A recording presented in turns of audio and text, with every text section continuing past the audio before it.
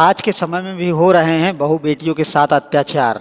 थरियाओं power house थाना थरियाओं में रहने वाली संध्या देवी पुत्री श्री बैजनाथ का विवाह 24 जून 2019 को थाना ललौली वीरेंद्र कुमार उर्फ वीरू पुत्र श्री राम भरोसे के साथ हुआ था।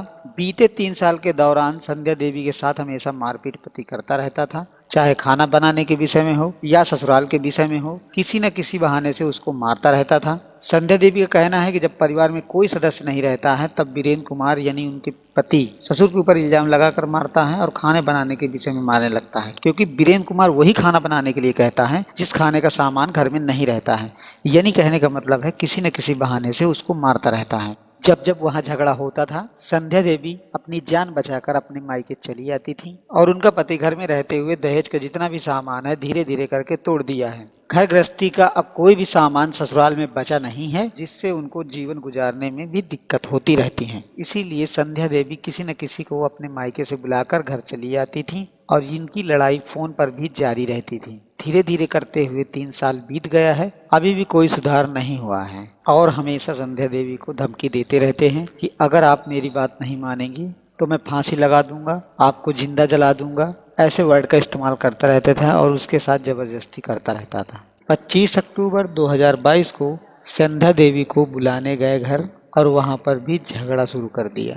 लड़की का भाई अमित कुमार उनसे यही कहने लगा कि जब तक आप गलतियां सुधारेंगे नहीं तब तक हम अपनी बहन को नहीं भेजेंगे, और कहा घर गृहस्थी का जितना सामान आपने तोड़ा है उसको आपको सुधारना पड़ेगा, उसको आपको बनाना पड़ेगा, तभी हम अपनी बहन को आपके साथ भेजेंगे।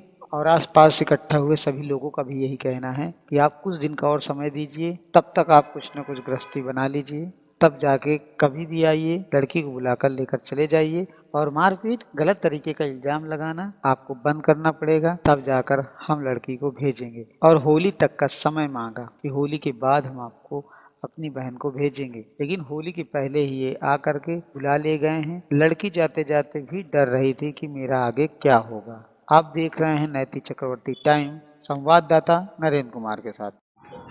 तुम अपना नाम बताओ। हमारा गांव कौन सा है? तो आप कितने साल से गांव में गई हैं? कितनी बार आई गई हैं?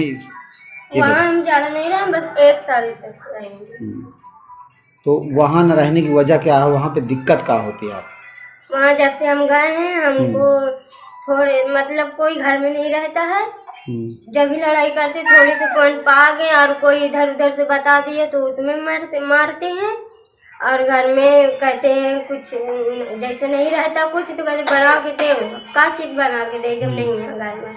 और उनके पापा ला के दे देते तो उनका गलत बताओ कि गलत है क्या। मतलब ये है कि जैसे कि घर की गृहस्थी वाला का सामान, जैसे गृहस्थी का सामान लगता है उसको पूरा नहीं करते हैं। नहीं करते हैं। और उसके बाद जैसे तुम्हारे ससुर जी सामान लेके दे देते हैं, ले आते हैं तो उसमें गलत है। ससुर जो है रखे ही। अच्छा, ये चीज मतलब एक तरीके से देखा जाए कि इल्जाम भी तुम्हारे ऊपर गलत लगाया जाता है और तुमको ये जो है कि इसी वजह से मार मारते हैं। और हमेशा चाहे रात हो चाहे दिन हो थोड़ा सा पॉइंट मार देंगे तो हमारे सास ससुर और क्या कहते कोई मोहल्ला में नहीं आता है और अंदर घुसेर कर मारते हैं, कभी छत में ले जाके मारते हैं। घर गृहस्थी कैसे बनी है तुम्हारे यहाँ? घर गृहस्थी के क्या हाल चाल?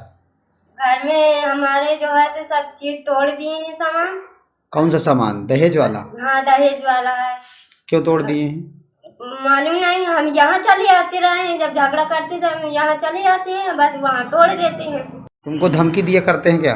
हाँ, क्या कहा करते हैं? कहते हैं कि हम तुम्हें वो गनास रखे हैं उसको मार देंगे, कभी कहते हैं लस्सी रखी है उसमें फांसी लगा देंगे। हाँ। कभी कहते हैं ऐसे आग लगा के यहाँ दरवाजा बंद कर देंगे, तुम जल जाओगे। इसी वजह से तुम वहाँ, तुम्हारी सेफ्टी की कोई मतलब भरोसा नहीं कि वहाँ, तो इस वजह से तुम नहीं जाते। चलिए ठीक।